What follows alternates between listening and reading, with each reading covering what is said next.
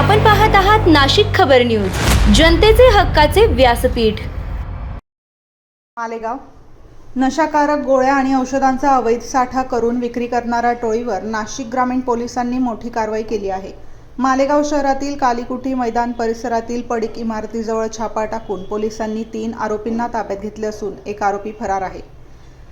नाशिक ग्रामीण पोलीस अधीक्षक doctor DS स्वामी यांच्या मार्गदर्शनाखाली आणि अपर पोलीस अधीक्षक मालेगाव सूरज गुंजाळ यांच्या सूचनेनुसार NDPS कायद्यान्वये प्रतिबंधित नशाकारक पदार्थांच्या अवैध विक्री विरोधात मोहीम सुरू आहे। गोपनीय माहितीच्या आधारे 20 ऑगस्टच्या रात्री 11:30 ते 21 ऑगस्टच्या पहाटे 3:30 वाजेपर्यंत पोलिसांनी संयुक्त कारवाई केली।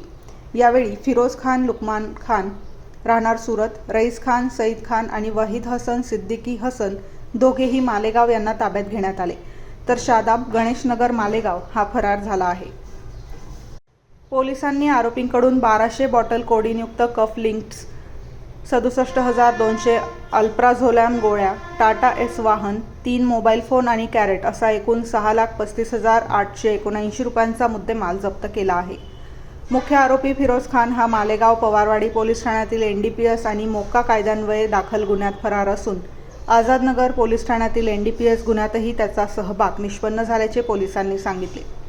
ही कारवाई अपर पोलीस अधीक्षक सूरज गुंजाळ यांच्या विशेष पथकासह मालेगाव शहर पोलिसांनी संयुक्तपणे केली। नाशिक ग्रामीण पोलिसांच्या या कारवाईमुळे नशाकारक औषधांच्या अवैध विक्रीला मोठा आळा बसण्याची शक्यता आहे।